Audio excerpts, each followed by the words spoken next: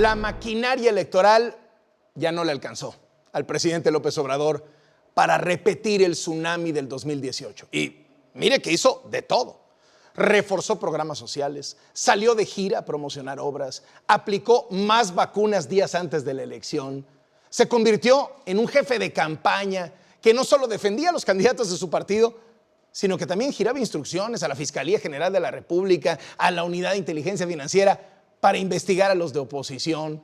Arremetía casi todos los días contra el árbitro electoral, hizo de todo, terminó metiéndose en la elección de una forma pero tan descarada que en 2 meses de campaña, de 42 mañaneras que hubo, en 40 habló de las elecciones. El caso del INE o del tribunal es una vergüenza.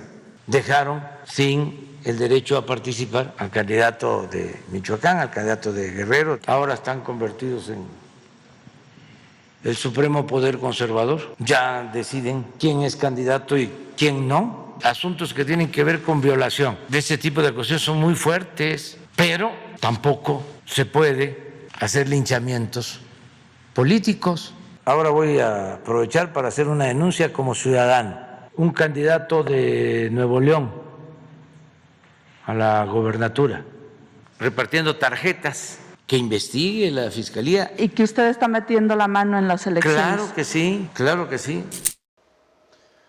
Delincuente electoral, confeso. Con todo y la maquinaria, con todo y el presidente metido obscenamente, con todo y el uso del Estado en favor del partido oficial, pues Morena no arrasó. Y de hecho, se llevó 2 golpes dolorosos. De entrada, en la Cámara de Diputados no va a tener aplanadora. Morena fue el partido más votado, eso sí, pero perdió 50 curules. Y eso significa que solo va a tener la mayoría simple acompañado de sus aliados, el PT y el Verde, que si en algo es especialista el Verde, es en vender caro sus votos. No alcanza la mayoría calificada y no puede cambiar la Constitución ni nombrar por sus pistolas a nuevos consejeros del INE. ¿Qué aprendió la oposición? Que López Obrador no es invencible, que a Morena se le puede ganar. Falta ver si la alianza del PAN, PRI, PRD se mantiene sólida, unida, de aquí al 2024. Falta ver si Movimiento Ciudadano se les une o se va con el presidente, que no pierde el tiempo, ya dejó saber que quiere negociar con quien se dé. Se podría lograr un acuerdo con una parte de legisladores del PRI o de cualquier otro partido, pero no se necesitan muchos. Y a ver si no se dobla la oposición, a ver si aguantan los cañonazos. Porque tampoco es para abrir la champaña que con un gobierno tan mal evaluado, reprobado casi en todo, la oposición apenas haya logrado rasguñarlo. El segundo golpe doloroso que se llevó el presidente fue un golpe en el corazón, en el bastión de la izquierda mexicana, en la capital del país. De 16 alcaldías, en 2018, Morena ganó 11. Ahorita la oposición se llevó 9. La oposición ganó hasta en la alcaldía donde vive el presidente. Y para rematar, en el Estado de México, el PAN recuperó el famoso corredor azul de los municipios conurbados industriales que Morena había ganado hace 3 años y era uno de sus grandes orgullos. ¿Pero qué dice el presidente? Que esta derrota en el centro del país no es su culpa. ¿Qué dice la jefa de gobierno? Que tampoco es su culpa.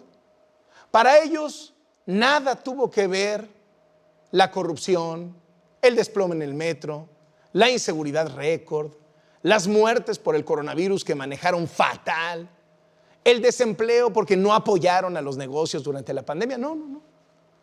Para ellos, el retroceso fue porque la gente se deja manipular por los medios de comunicación. Aquí es donde se resiente más la guerra sucia. Ponen el radio, es propaganda día y noche en contra. Una campaña de desprestigio del movimiento muy fuerte que tuvo impacto en algunos sectores de la población. Pues el presidente lleva varios días diciendo que está feliz, pero la verdad se le ha visto enojadísimo, más rencoroso que nunca.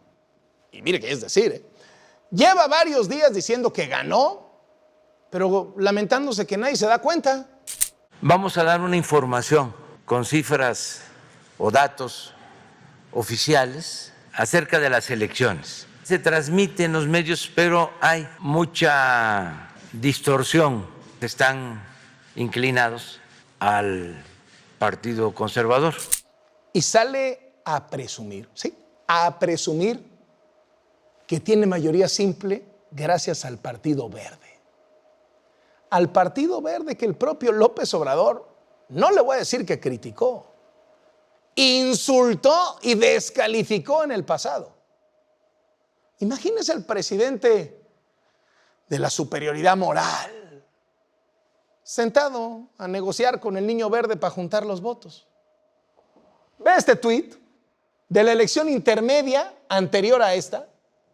Les llamaba corruptos y cínicos a los del Partido Verde. Moralmente superior, moralmente derrotado. Al presidente ni siquiera le salió la estrategia de meter 3 partiditos nuevos, los 3 ligados a él, para tratar de quitarle votos a la oposición. Ninguno de los 3 mantuvo su registro. Decimos, porque es verdad, que el presidente y sus aliados tienen la mayoría de los diputados en el Congreso. Pero esto se da gracias a un truco de la ley. Esta sobrerepresentación que se llama. Porque si en realidad nos vamos a los votos efectivos, la oposición obtuvo 52% de los votos federales y los aliados del presidente 48%. Así que ese López Obrador que se siente el único y legítimo representante del pueblo, pues se quedó sin pueblo. La mayoría no votó por él. Y de aquellos 30 millones de votos que siempre presume tener, pues solo llegaron 14 millones, la mitad que hace 3 años. Ay, lo del INE. No, lo del INE, pues con razón está tan molesto. ¿Qué tal cómo se le aventó al INE? Con todo, mañanera a mañanera, descalificó, insultó, desdeñó, atacó, amenazó al INE. ¿Y al final qué tenemos? ¿Que el INE tiene más credibilidad que el presidente? Así lo reveló la encuesta Latino Reforma. Y que el INE tuvo un despliegue de fuerza y valor el domingo, de respaldo indiscutible de la gente, porque a pesar de lo grandes y complejas que fueron estas elecciones, cientos de miles de mexicanos organizaron la elección a través del INE, siendo funcionarios de casilla, votantes ni se diga, participación récord para una elección intermedia. Los resultados fluyeron espectacularmente bien, que hasta el presidente lo retomó en su mañanera. ¿Lo citó? Sí. El mismo presidente que durante todo el proceso se dedicó a desacreditar al INE, pues terminó acreditándolo. Ellos están ahí para impedir la democracia. Se han hecho de la vista gorda siempre. A ver, vamos a ver el PREP. Este es un proceso de información del INE en la renovación de la Cámara de Diputados. Morena, de los 300 distritos del país, gana 121. Al presidente también se le terminaron de caer sus delfines para la sucesión. En cosa de 5 semanas, Marcelo Ebrard, con el derrumbe de la línea 12, adiós. Y Claudia Sheinbaum, con el derrumbe de la línea 12 y además la debacle electoral en la Ciudad de México que ella gobierna. Pues visto así, con razón el presidente no está feliz. Y eso que se llevó un montón de gubernaturas. Pues se pueden imaginar cómo estoy. Feliz. Se perdió la mayoría absoluta o no ganaron la mayoría absoluta. ¿Qué es eso? Perdieron diputados y algunas alcaldías en la Ciudad de México. No. Aquí la gente fue víctima de un manejo informativo perverso, tendencioso, calumnioso, tóxico. Se habla de que nos frenaron, que nos fue re mal. Si no hay objetividad, voy a tener que seguir informando. Un prejuicio de clase muy conservador, racista, pero que con su pan se lo coman. Es tan falsa su felicidad que hasta revivió y le dio aire a Ricardo Anaya en su hasta ahora fallido intento de volver a ser visible en el escenario político, y le puso de pechito el único momento divertido, espontáneo, humano que ha tenido Anaya en años. Le voy a pedir permiso a Ricardo Anaya para que yo me tome una nada más, una caguama Pacífico. Permiso concedido para que se tome su caguama. Yo de hecho me estoy tomando una Victoria aquí en el poniente de la Ciudad de México y posiblemente me tome otra en Querétaro. Y pues feliz de que ya no tienen mayoría para desaparecer al INE. Salud, presidente, todo con moderación. ¿Qué terminó mostrando esta elección? Un país polarizado, dividido, pero nada que le moleste al presidente. Es su hábitat natural. Dividiendo al país, hizo campaña. Dividiendo al país, llegó a Palacio Nacional.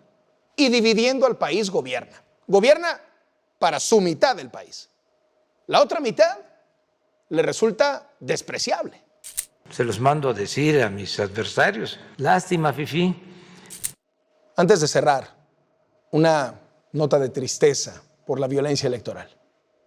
Con 100 políticos asesinados y más de 900 agresiones registradas durante las campañas. Un país donde el crimen organizado define quién está y quién no está en la boleta. Y eso es algo que nos duele a todos los mexicanos. Bueno, no a todos. Los que pertenecen a la delincuencia organizada, en general bien, muy pocos actos de violencia de estos grupos. Se portó, creo que más mal, la delincuencia de cuello blanco. Soy Carlos Loret de Mola. Esto es Latinos.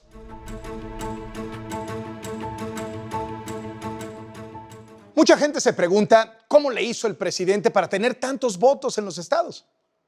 Pues usó el dinero del presupuesto a favor de su partido. En los meses previos a esta elección del 6 de junio, los municipios gobernados por Morena recibieron un trato privilegiado con obras de la SEDATU, la Secretaría de Desarrollo Territorial y Urbano. Miles de millones de pesos de su programa de mejoramiento urbano que rindieron fruto. En los municipios del programa donde hubo elecciones, Morena ganó 70% de los ayuntamientos. Es un reportaje de Mario Gutiérrez Vega.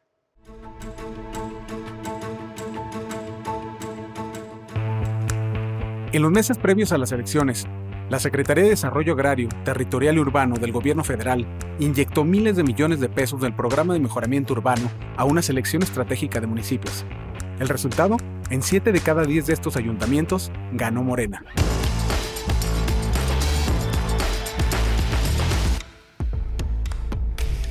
Las preferencias de la SEDATU para la entrega de los recursos en los primeros meses de 2021 fueron claras. El 77% de los proyectos se ejecutan en territorios gobernados por Morena, a pesar de que el mismo presidente Andrés Manuel López Obrador prometió que estas obras eran para ciudades fronterizas, turísticas y comunidades impactadas por las construcciones del Tren Maya y el aeropuerto de Santa Lucía. Dentro de la SEDATU, uno de los programas estrella es el de mejoramiento urbano. Cuenta con un presupuesto de 22,000 millones de pesos. Latinos revisó la votación en los 36 municipios que tuvieron comicios locales el domingo y que recibieron este apoyo federal. Lo que encontró es que, en 25 de ellos, Morena se llevó la victoria. Información de la SEDATU obtenida vía transparencia muestra que las comunidades beneficiadas no cumplen los criterios prometidos por el presidente. En Sonora, se inyectaron recursos en 7 municipios, 6 de ellos gobernados por Morena y solo 2 fronterizos. De estos 6, Morena y el Partido del Trabajo ganaron 4 ayuntamientos en las elecciones del domingo. Destacan las victorias electorales de Morena en 2 municipios alejados de las obras prioritarias del sexenio, Ensenada y Fresnillo, Zacatecas, donde Saúl Monreal Ávila fue reelecto. Ahí, la SEDATU también ejecutó obras en pleno proceso electoral. Tabasco es la entidad consentida de este programa que construye y rehabilita parques, plazas, bibliotecas, centros comunitarios, escuelas, mercados y canchas deportivas. En los últimos meses, la SEDATU inyectó recursos públicos en 9 municipios de Tabasco gobernados por Morena. En 7 de ellos, sus candidatos ganaron el domingo 6 de junio. En 2020, 5 ayuntamientos de Tabasco encabezados por Morena ya habían sido apoyados por la SEDATU, aunque ninguno se encuentra en el área de impacto del Tren Maya ni es turístico o fronterizo. También en estos 5, Morena se llevó la victoria electoral el 6 de junio. La preferencia de la SEDATU por los gobiernos morenistas alcanzó su punto máximo en los últimos meses.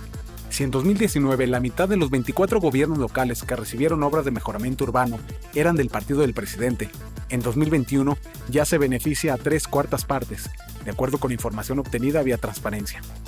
Este elevado porcentaje de apoyo contrasta con la presencia de Morena y sus partidos aliados en los cerca de 2.400 gobiernos municipales del país, donde hoy dominan apenas 32% de los ayuntamientos, de acuerdo con cifras de la Asociación Nacional de Alcaldes.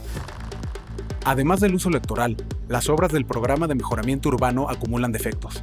En Tepetitán, donde nació el presidente López Obrador, el estadio de béisbol es un espacio inservible. Los postes del alumbrado están dentro del campo de juego, los acabados son de mala calidad y no hay sistema de riego para el césped, que ya está seco y debe cambiarse por completo. En Acajuca, también en Tabasco, la construcción de la Casa de la Cultura presenta fallas y retrasos. El drenaje se arroja a un canal de agua, las instalaciones eléctricas son deficientes y la impermeabilización de los techos está incompleta. La obra, de 19 millones de pesos, no se ha concluido, aunque debió de entregarse en diciembre del año pasado, de acuerdo con el contrato firmado por la SEDATU.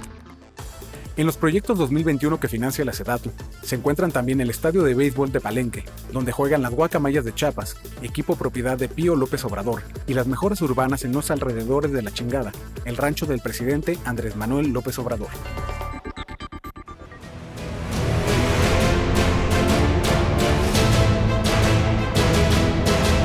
Hoy en el estudio de Latinus, el dirigente nacional de Morena, Mario Delgado. Muchísimas gracias por venir. Hola, Carlos. No, gracias por la invitación. ¿Feliz, feliz, feliz? Pues feliz. Bueno, hasta con guayabera tabasqueña y tabasqueña, todo, ¿no? es lo de hoy.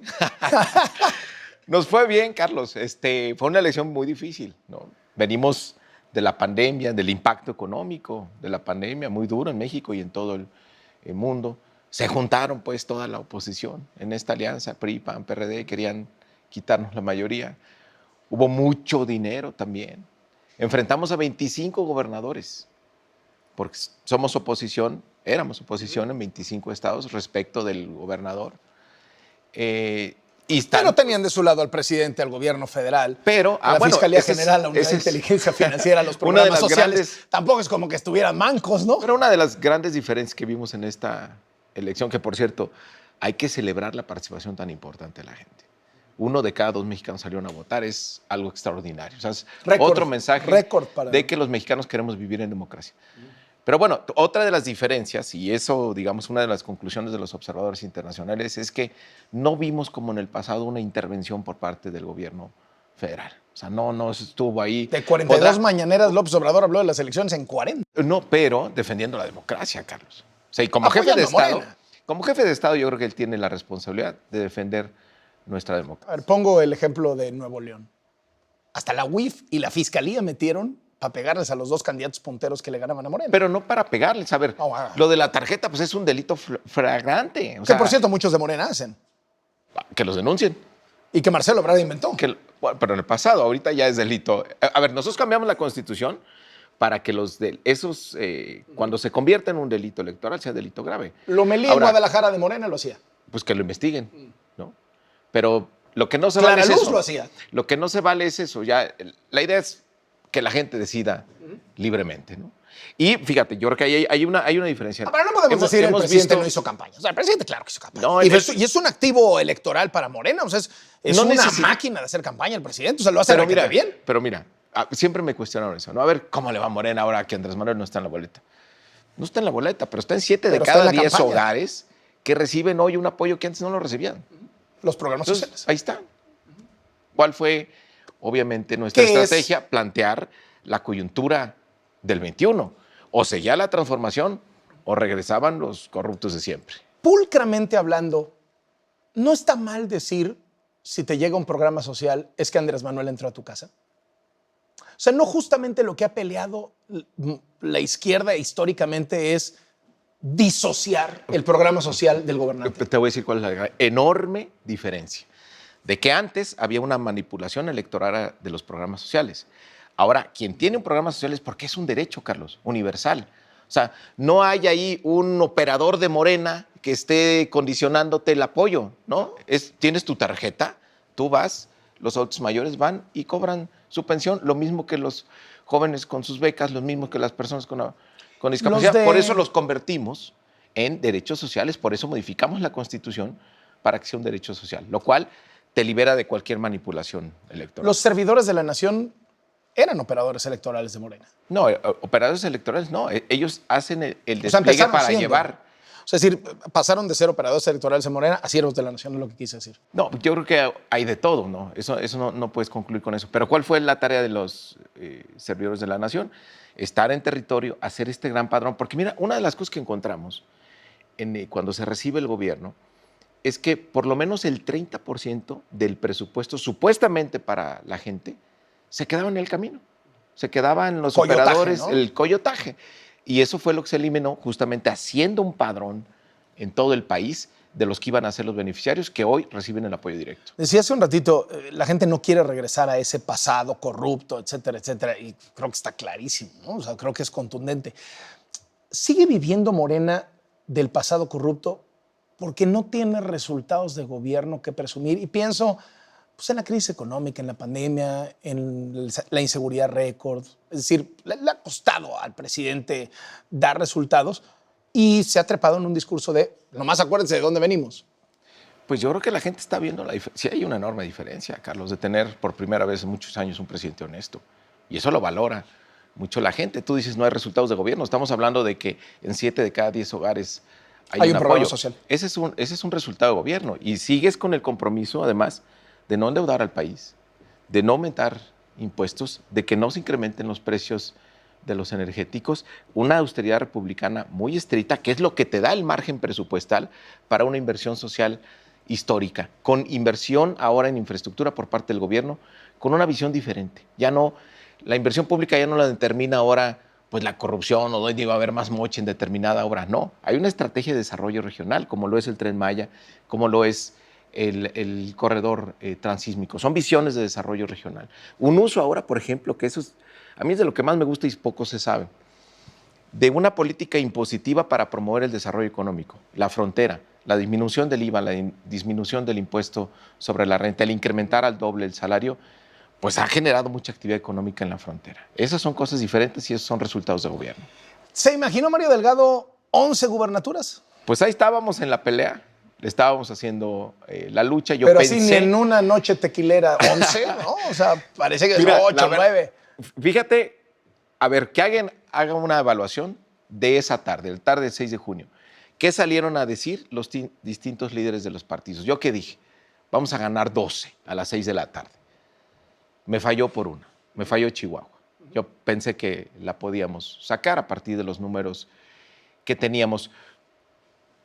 Sí, no es una Sí, los sorpresa. otros salieron a decir, ganamos Zacatecas y no, estamos peleando, ganamos Campeche. Campeche, ganamos, hasta a Guerrero salieron a decir que habían ganado, es una locura. Oye, por cierto, ¿teme que se vaya a judicializar alguna y que termine volteándose? Seguramente no una, yo creo que varias van a ¿Pero terminar. volteándose? No veo, yo veo ventajas muy sólidas. En todas las gubernaturas veo ventajas muy En sólidas. términos de judicialización, ¿cuál le preocupa más a Mario Delgado? De las que están, No, o sea, que son me preocuparía algunos distritos federales.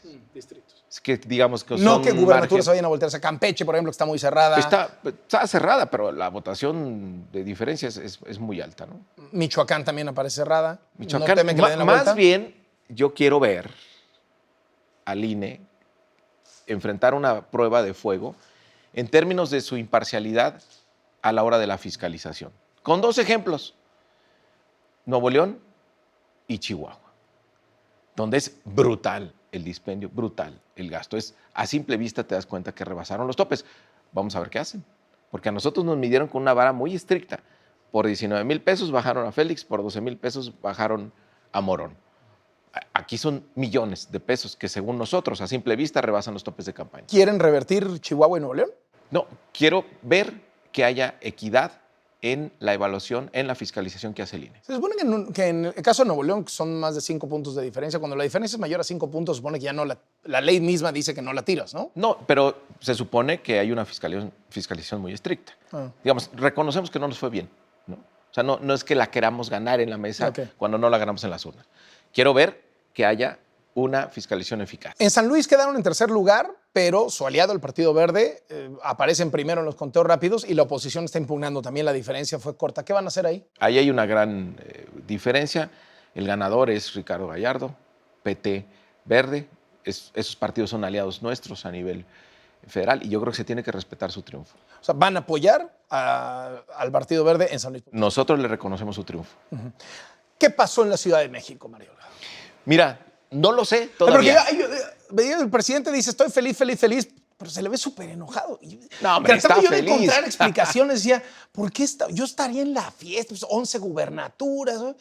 Y lo ves enojado y dices, no, pues es que a lo mejor el tema de la mayoría calificada, a lo mejor la Ciudad de México, porque la Ciudad de México es el corazón, es el corazón. Él fue gobernador o sea, jefe de gobierno de Mira, aquí. A ver, nunca puedes ganar todo, ¿no? ¿Qué pasó en la Ciudad de México? Es su bastión, es el corazón de Morena. Si me lo preguntas en este momento, no lo puedo saber todavía, no lo sé, ¿no? Porque fue una sorpresa para todos. Nadie midió esto. O sea, no hay nadie que te diga, nosotros vimos venir esto. Realmente es un resultado muy sorpresivo. Hay que analizarlo a fondo. Yo creo que tiene que ver muchas cosas, muchas variables. Pero yo creo que esta ciudad tiene vocación de izquierda, tiene su corazón en la izquierda. Tenemos que entender el mensaje que nos dio la gente. Tenemos que tener muy claro qué fue lo que pasó para empezar a corregir de inmediato. ¿Fue culpa de Claudia Sheinbaum? Yo no es tiempo de repartir culpas. Claudia Sheinbaum... O sea, porque no- yo vi a un Mario Delgado más bien en los estados, no tanto en la Ciudad de México, y dije, bueno, a lo mejor la Ciudad de México está encargada de Sheinbaum y los municipios conurbados, y resulta pues, que se llevan una paliza Morena, tanto en la Ciudad de México como en los municipios mexiquenses. Aquí había un partido bien organizado, digamos, nosotros confiamos en que se iban a sacar las cosas adelante. Nos fuimos efectivamente a reorganizar el partido en todo el país. Pero a ver, hay algo que no me cuadra de inicio. La jefe de gobierno está bien evaluada. Entonces, esta votación pues, no podría corresponder a una evaluación de su gobierno, porque ella está muy bien. A lo mejor es voto evaluada. castigo de López Obrador. Por eso, también el presidente está bien evaluado. Por eso hay que rascarle un poquito más y entender bien qué fue lo que pasó. Tenían 30 millones de votos en 2018 y ahora fueron 14 millones de votos. Es una elección intermedia, mídelo por porcentaje. Pero se supone que esos eran los suyos, ¿no? No, es muy distinto, nunca vas a tener una Esa participación presidencial igual en la intermedia. Creo que hay que reconocer, es la intermedia con mayor participación en los últimos 20 años, ¿no? Es importante. Pero si esos 30 millones eran suyos, pues ¿por qué no salieron? Pero no se mide así, Carlos. No, así lo presumen, se mide así lo presumen. No se mide así, se mide los por 30 porcentaje. millones de votos, pues nada más salieron 14. Y ahí ¿no? sacamos un porcentaje mayor que los que sacamos en el 18. Por eso retuvimos la mayoría. Retuvieron la mayoría con sus aliados, ¿no? Con nuestros el aliados. PT y con el Verde. Perdieron 30 distritos Perdimos y van 30. a tener como 50 diputados menos. No, con la alianza no. A ver, depende contra qué compares, porque a todo el mundo se le olvidó cómo construimos la mayoría y la mayoría calificada en el 18. Hay que ver los resultados por distritos y ahí la diferencia es menor, pero finalmente tenemos entonces, la mayoría por distritos, ¿cómo quedaron? Acuérdate la mayoría calificada, cómo se construyó. Eso la construís ya con un tema de alianzas, es parte Ya en el de Congreso. la labor legislativa. A mí me tocó. No, pero yo decía la mayoría de saque. Pues, Hicimos, ¿no? hicimos una alianza ahí con el Partido Verde. Hubo otro grupo de diputados que se desprendió del PRD, se declaró independiente y así fuimos sumando hasta llegar a la mayoría calificada. De hecho, la Constitución prohíbe que algún partido tenga más de 300 curules. O sea, la mayoría calificada es algo que tienes tú que construir como parte del trabajo legislativo. Lo importante es que retuvimos la mayoría y con ello garantizas el control del presupuesto, que es, digamos, de las batallas más importantes que se libran en la Cámara, además de que con mayoría simple puedes modificar Las cualquier leyes. ley, salvo las constitucionales. La que Constitución como no. lo hicimos en el 2018, en esta legislatura que termina, todas las constitucionales, pues tienes que buscar los consensos. ¿Cuántos distritos menos tuvo Morena en esta elección? ¿30? Aproximadamente. ¿Y De esos los cuales se nos fueron como 24 aquí en la zona metropolitana. Digamos, el balance nacional es bastante positivo. O sea, el golpe duro fue aquí. Fue, en la Fue Ciudad de aquí, México. fue la zona metropolitana, así es. Entonces, 30 distritos menos. Y al final van a tener como 50 diputados menos de los que tienen. Dependiendo cómo se distribuyan los Pero más o plurinominales, menos, ¿no? tal vez un poquito menos, sí. ¿Y eso no es una derrota? Por supuesto que no. O sea, si tienes 30 distritos perdidos y 50 diputados menos de los que tenías. Pues si quieres tú plantearlo como derrota, pero nosotros tenemos la mayoría. En términos de eficacia en la labor legislativa, vas a poder seguir controlando el presupuesto y vas a poder modificar cualquier ley. Y al igual que en la legislatura que termina, si quieres un cambio constitucional, pues tendrás que buscar aliados. Hoy al día siguiente el presidente le guiñó el ojito al PRI. ¿Se sienten cómodos negociando con el PRI? Depende de los temas, Carlos. Mira, a mí me tocó ser el coordinador de los diputados. Sí. Sacamos por consenso la Guardia Nacional.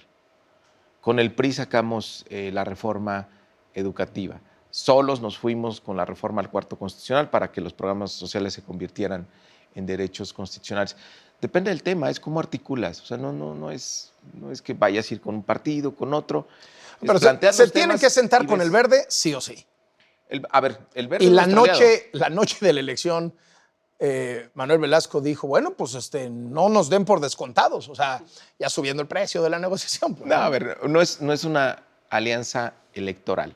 Hay que ver de dónde viene esa alianza. De una alianza que se consolidó en el legislativo. El Verde apoyó todas las iniciativas del presidente. Por eso nos permitió tener la mayoría calificada. Por eso esa alianza legislativa en un origen se traslada a lo electoral.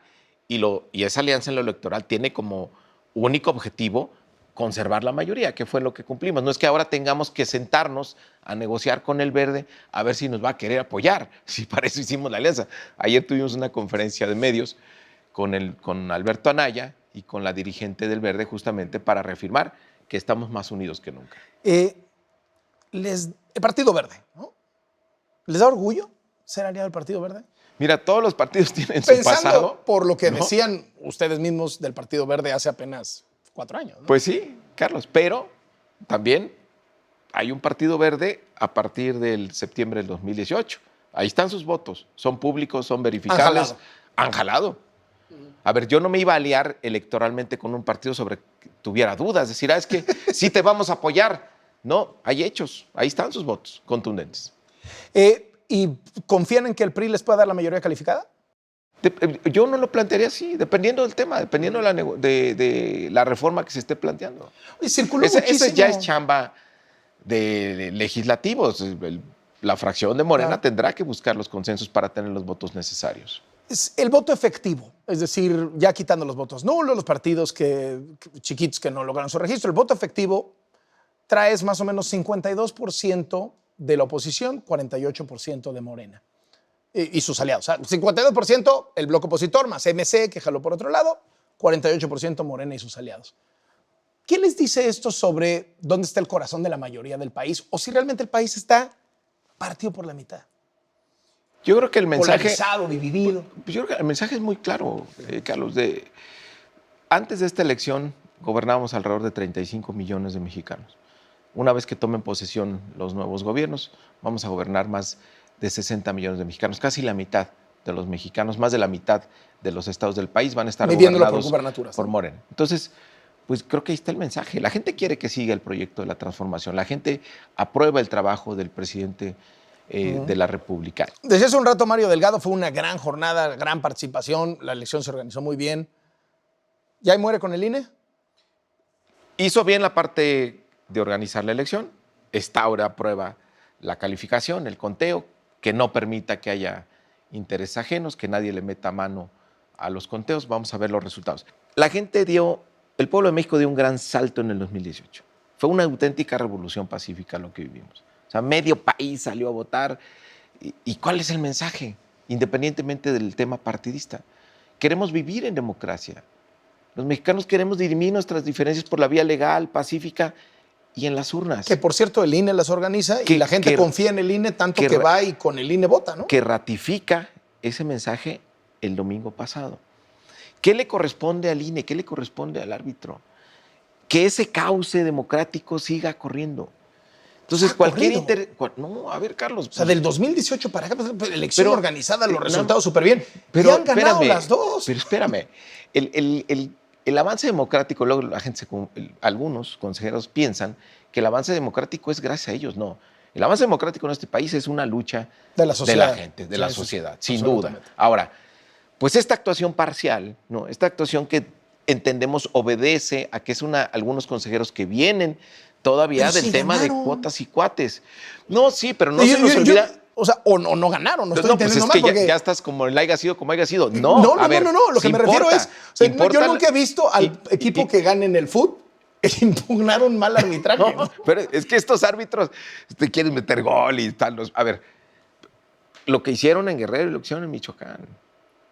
Era ¿Por qué impresentable lo de Félix. Pero nos alerta, pues vamos a ver cómo termina la calificación se ven mal defendiendo de la a elección. Félix. No, ¿cómo nos vamos a ver mal si ganamos la elección a pesar de No, todo no, lo que no, nos no. hicieron en Guerrero? Pero Félix, a ver. La gente decidió. ¿Qué Félix qué? Félix era un luchador social. Pregunta por Guerrero, en Guerrero por En Guerrero. Félix. Ujú. O sea, No, la le gente hicieron lo la hija, reconoce, lo reconoce mucho. ¿Sigue estando sobre la mesa que el gobierno absorba al INE en la segunda mitad del sexenio? No lo pondría así. No necesariamente que el gobierno, pero sí necesitamos hacer una revisión de los órganos electorales. Van contra el INE. Contra ellos no, contra mejorar la autoridad electoral para asegurar que sigue el avance democrático. A pesar de lo bien que salió esta elección. Es que no depende de eso. O sea, a ver, Carlos, es Bueno, que el esa es INE la lo organizó, confusión ¿no? de, si me va bien, no, y No, si no, me va no, mal, no. Digo, le porque el echo INE la lo culpa. organizó muy bien. No, está calificando la elección. Esperemos que cumpla con su responsabilidad de manera transparente, pulcra y imparcial. ¿Tiene caballos para el 24 Morena? Después de la línea 12, Yo creo que después del resultado en la Ciudad de México, ¿y cómo le pegan a Ebrard y a Sheinbaum? Yo creo que tiene varios caballos Morena. Vamos a ver. Yo soy el presidente del partido. No, pues A por mí- eso mismo. no, ¿No quedaron heridos pues, las dos figuras presidenciales más visibles? No, vamos a ver qué pasa. Yo creo que tendrá que haber una valoración de la gente, los perfiles, y finalmente, mira, en Morena la gente decide. ¿Y Mario Delgado qué va a hacer?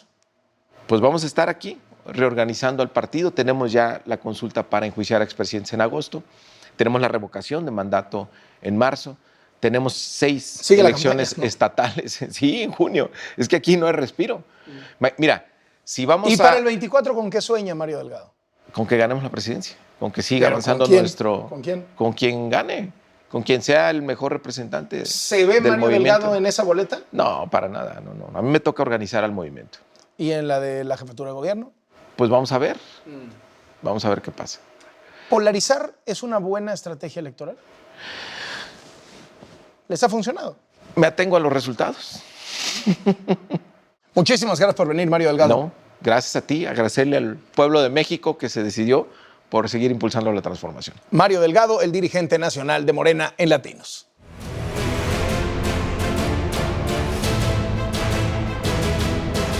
Hoy en Latinos, el presidente del INE, Lorenzo Córdoba, muchísimas gracias por estar con nosotros. Al contrario, Carlos, un placer estar aquí ya con la elección ya concluida. Bueno, y fue aplauso casi unánime de la manera en cómo se organizó la elección, cómo se generó la participación, la gente que votó en niveles históricos para una elección intermedia, la cantidad de funcionarios de casilla, representantes de partidos. Diría el clásico, está Lorenzo Córdoba, feliz, feliz, feliz. Digamos que esta es mi tercera elección federal. Que mi mandato implica 3 elecciones federales, así que estoy feliz por la primera, feliz por la segunda y feliz por la tercera. Sí, sin duda. ¿No pudo López Obrador contra el INE? Mira, yo creo que quienes en algún momento construyeron un discurso para descalificar al INE, pues hoy pueden tener la certeza de que todo lo que se dijo era absolutamente falso. Ni el INE está a favor de algún partido o en contra de otro, ni en contra de algún gobierno.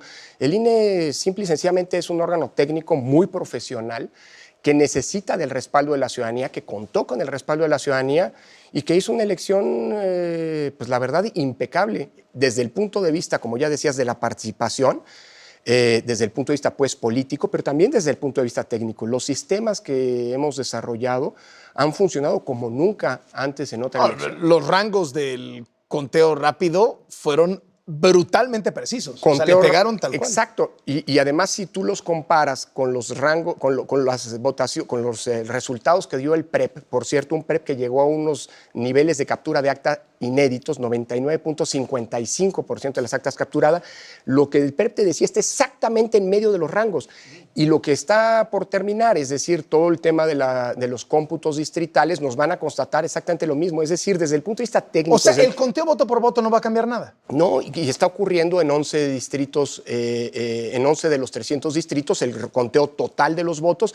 En todos, de todos modos, se han abierto algunos paquetes cuando están las causas de ley, y eso no solamente no va a cambiar, sino que nunca ha cambiado nada. En la elección de 2018, dato curioso, en la elección presidencial de 2018 se volvieron a contar el 75% de los votos, a pesar de las diferencias, porque las normas nos implican esta lógica de máxima apertura. Y no han cambiado y nunca han cambiado. ¿Cuántos se van a abrir? ¿Cuántos se van a recontar? ¿58% esta vez? Casi 58% en total de los votos de los paquetes ¿Y nada va a electorales. cambiar? Pues que es que no, porque finalmente creo que hay que reconocer algo. La principal garantía, insistimos mucho en esto, la principal garantía de que en México el voto se cuenta bien y es respetado son las y los ciudadanos, no es el INE. Sí, El los INE pone la vecinos mesa. que cuentan. Exactamente. Y que, por cierto, saben contar.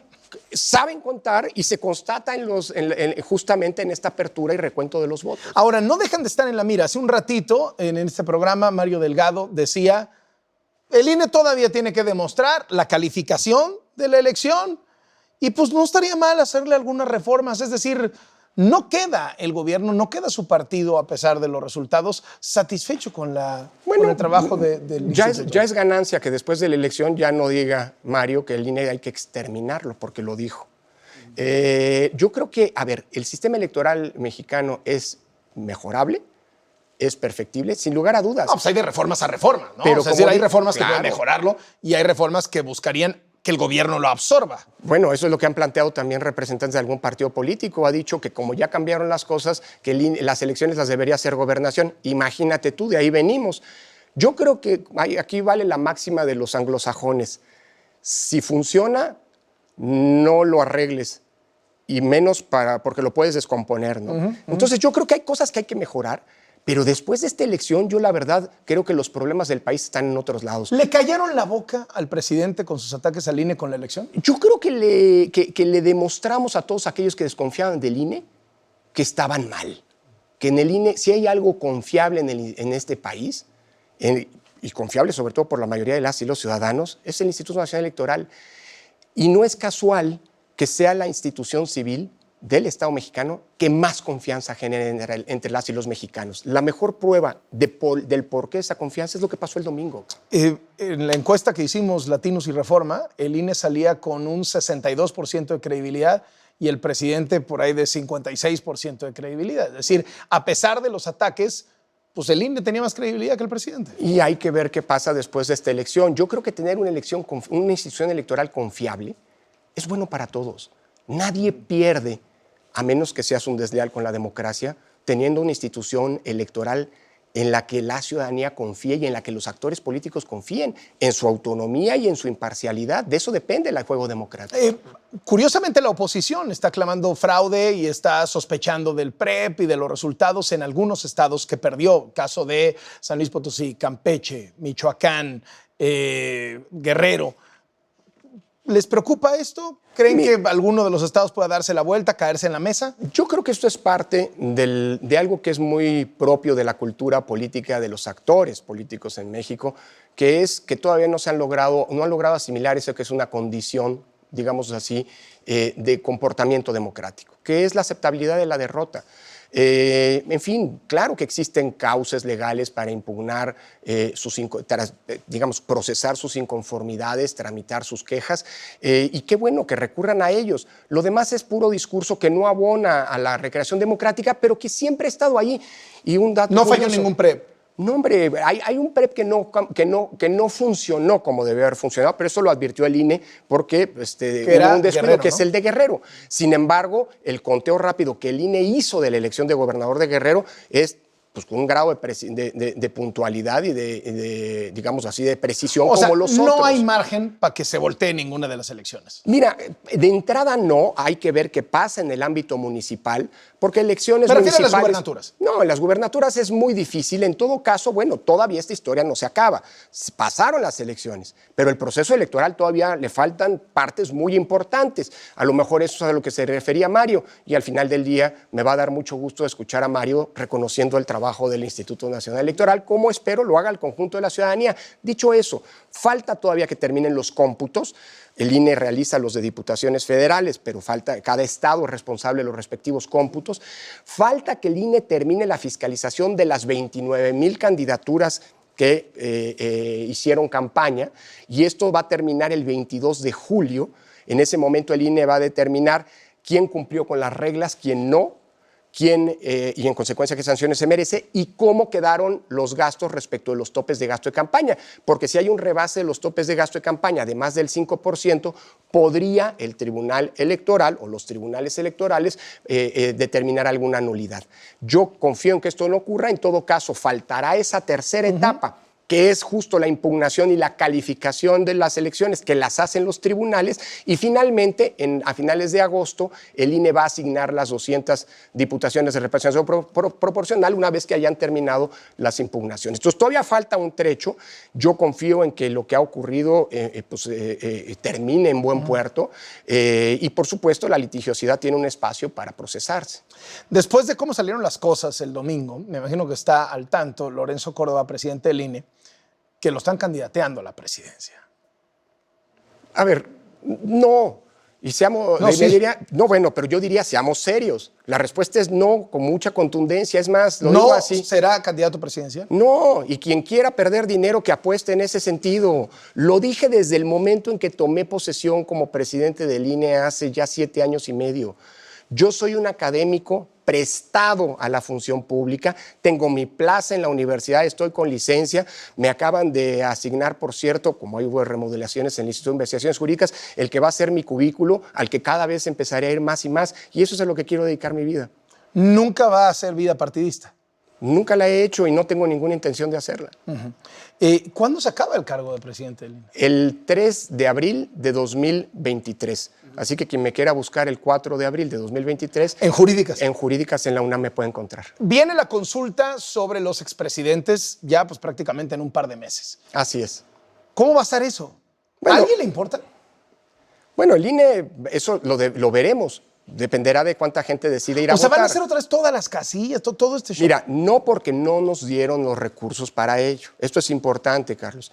El INE tiene la responsabilidad constitucional de hacer una consulta cuando el Congreso de la Unión la haya convocado. Y así ocurrió. El presidente de la República propuso la consulta. La Suprema Corte de Justicia modificó la pregunta y le declaró volvió su constitución ininteligible, ¿no? Bueno, ahora estamos en el problema de volver. El INE tiene la responsabilidad de difundir la pregunta y de difundir también los argumentos a favor y en contra. Así que tenemos una tarea compleja, pero la Corte la validó en su constitucionalidad. ¿No incluye la parte de traducción de preguntas? ¿No? O sea, para entender qué es lo que están preguntando. Vamos a tener, no, la Corte no lo hizo, así que tendremos que hacerlo nosotros. Y luego el Congreso de la Unión la convocó. Por cierto, dato curioso, la convocó y la convocatoria, es decir, convocó a la consulta en noviembre para que empezara la consulta de inmediato, el proceso de consulta, nada más que se les olvidó que la Constitución dice que se prohíbe la propaganda gubernamental una vez que ha sido convocada. Entonces desconvocaron, volvieron a convocar para que arranque la convocatoria, surte efecto el 15 de julio. En fin, en esos días volveremos a los tiempos electorales. Dato curioso, cuando el presidente propuso la consulta, nosotros ya habíamos presentado por ley nuestro presupuesto de egresos para 2021. Es decir, le pedimos al presidente, oiga, pues ahora que va a haber consulta, pues denos los recursos para hacerla. Y les dijo que en él. La Secretaría de Hacienda nos dijo que no, que tenían otras prioridades y que le hiciéramos como pudiéramos con nuestro presupuesto, que nos recortó la Cámara de Diputados. Luego le pedimos a la Cámara de Diputados y la Cámara de Diputados no mencionó nada en el presupuesto de egresos de este año. En fin, la Suprema Corte de Justicia en estos días acaba de resolver una controversia que interpusimos para que se resolviera y la declaró infundada. Dicho eso, vamos a tener que hacer la consulta con los recursos que tenemos. Afortunadamente, tenemos muy buenas prácticas administrativas, casi todos los gastos, prácticamente la totalidad de los gastos son producto de licitaciones, a diferencia de lo que ocurre en otros lados, y eso nos genera recursos, nos ha generado algunos ahorros. Con esos ahorros vamos a hacer la consulta, pero ni de lejos va a ser como como el ejercicio de votación del domingo 6 de junio. El domingo 6 de junio instalamos un poquito más de 162,000 casillas. No tenemos recursos para poner más de 50,000 casillas, menos de la tercera parte. ¿Eso qué va a significar? Que cualquier ciudadano que desea participar podrá hacerlo, pero muy probablemente tendrá que trasladarse ir más lejos. ¿Por qué? Pues porque no hay recursos y quienes estuvieron involucrados en que la consulta se haga no nos generaron esos recursos. Dicho eso, las garantías van a estar Igual dadas. así, boleta, tachar. Sí, nada más que no va a ser papel seguridad porque tenemos que ahorrar costos, lo va a ser talleres gráficos, tendrá otros mecanismos de seguridad, pero no el papel, no este papel que es casi bancario como las boletas. Por supuesto, no va a haber un resguardo de las Fuerzas Armadas de esta documentación. Los funcionarios de casilla estamos invitando a quienes lo fueron el domingo 6 de junio a que nos ayuden y vuelvan a hacer. Habrá que ver si aceptamos, porque nosotros no tenemos tiempo ni recursos para volver a hacer un ejercicio de campo como el que hicimos para que la elección fuera exitosa. Es decir, creo que el INE va a cumplir. O sea, va a ser un pilón. El INE va a cumplir, porque siempre ha cumplido, respondiendo a esa confianza ciudadana. ¿Cuánta gente vaya a participar? Eso no es una cuestión que interese al INE, pero sí es un buen antecedente como elección para que no vaya a ocurrir lo mismo si a alguien se le ocurre que el año que viene haya revocación de mandato, porque ahí sí es comenzar de cero. Y una revocación de mandato que tiene consecuencias tan graves como la elección de un presidente, por ejemplo. Es una elección de presidente. Es una elección que tiene que ser hecha con todas las garantías. Y si va a costar, pues claro que va a costar, como nos costó poder tener una elección ejemplar el domingo 6 de junio. Sí, no tienen las mismas implicaciones, perdón que lo diga, la tontería esta de los expresidentes que ni se entienden ni nada, a que si se queda o no se queda el presidente de la República, ¿no? Y hay un dato además que esto es para los constitucionalistas. Tú me vas a decir, tú eres constitucionalista, sí, pero ahorita estoy como presidente del INE. Puede revocarse el mandato de alguien que fue electo por 6 años, así lo votamos, con una reforma que se dio de manera posterior, porque me recuerda mucho lo que pasó en Baja California. En Baja California ya dijo la Corte que quien fue electo por 2 años no podía después ampliársele el mandato. Aquí pasa lo mismo al revés. Si alguien fue electo por 6 años, ¿se le puede recortar el mandato por el que las y los mexicanos nos expresamos en las urnas y conferimos? Es un tema para los constitucionalistas que tendrá que resolverse. Perdón, ¿no es de país bananero eso de andar diciendo, ay, no me gustó a la mitad y resulta que... Yo creo que los mandatos... ¿No le están haciendo el discurso al presidente para victimizarse, para poder seguir haciendo campaña? Mira, etcétera, hay etcétera? algunos países que han introducido la figura de la revocación de mandato, como Perú, y no les ha ido bien. ¿Por qué? Porque dejas en manos de múltiples actores, incluso actores privados, la posibilidad de construir campañas para derrocar a alguien que ha sido electo por el voto popular para cumplir con una responsabilidad pública. En México tuvimos revocación de mandato, en San Luis Potosí, hace algunos años, y de inmediato dieron marcha atrás y dijeron, esto no nos sirve. Mira, a mí no me gusta la figura de la revocación de mandato porque creo mucho en las responsabilidades conferidas por el voto. Y si tú tienes una responsabilidad para cumplir con un mandato público emanado de la voluntad general, tú tienes un compromiso con tus electores y tienes que cumplir por ese mandato. Dicho lo cual, ¿está evadiendo López Obrador su responsabilidad? no, porque no fue ni siquiera López Obrador. López Obrador puso la propuesta. Es el que hizo la propuesta. Idea. Por eso, pero el Congreso de la Unión reformó la Constitución. Es decir, hay una voluntad ahí de la representación popular plasmada en la Constitución. Habrá que ver cómo nos funciona, pero yo creo que hay que tener cuidado con esta figura porque puede ser utilizada, y así ha ocurrido en algunos lugares en donde esto se ha introducido, como una manera, digámoslo así, de minar o de generar un contexto de ingobernabilidad contra gobiernos democráticamente electos. Entonces, yo digo, a ver, la figura está en la Constitución, el INE la tendrá que hacer, ojalá ya haya ley. Pero piénsenlo bien. Porque no hay ley, y sin ley yo no sé cómo vamos a hacer algo así, porque las leyes que tenemos son para hacer elecciones, tenemos una ley... No tenemos una ley de qué pasa si el presidente pierde eso, ¿no? Está la Constitución. Tendría que nombrarse a un sustituto para que terminara el mandato. Ese no es el problema. El problema es más técnico. Te lo digo como presidente del INE. ¿Y cómo vamos a hacer una figura de esa naturaleza? Porque es más, la Constitución remite a una ley que no existe. Dicho lo cual, yo creo que es importante que como democracia pensemos bien hacia dónde nos encaminamos. Estas figuras pues, son figuras que han existido en otros lados. Hay que analizar cómo nos ha ido. La figura ya está, ¿no? Ya está en la Constitución y si se tiene que convocar, se hará, pero hay que hacerla con los elementos técnicos, que no nos vayan a salir como la carta del oficio de Hacienda, háganla con lo que les dimos. No, espérennos. Aquí vamos a hacer las cosas bien y si hay una institución seria en este país, ese es el INE. Y para hacer las cosas bien, se requiere que los otros poderes doten al INE de las condiciones y de los recursos, como pasó el domingo 6 de junio. Las instancias de seguridad hicieron su trabajo y se pudo votar ese domingo en paz pública. Las instancias sanitarias avalaron el trabajo del INE y hay que reconocer, Carlos, que hasta legisladores que no sé si son machos sanitarios o qué sé yo, pero que se sienten amordazados cuando se les pide que usen el cubrebocas, lo usaron. Es decir, hubo mucha responsabilidad. Si vamos a ejercicios como la revocación de mandato, ojalá y haya la misma responsabilidad que el INE siempre pone sobre la mesa por parte de otros actores políticos. Lorenzo Córdoba, muchas gracias por venir. Carlos, siempre es un placer y felicidades a todas y todos. Nos salió muy bien la elección a todos y todos. Muchas gracias, Lorenzo Gracias. Córdoba, el presidente del Instituto Nacional Electoral, el INE.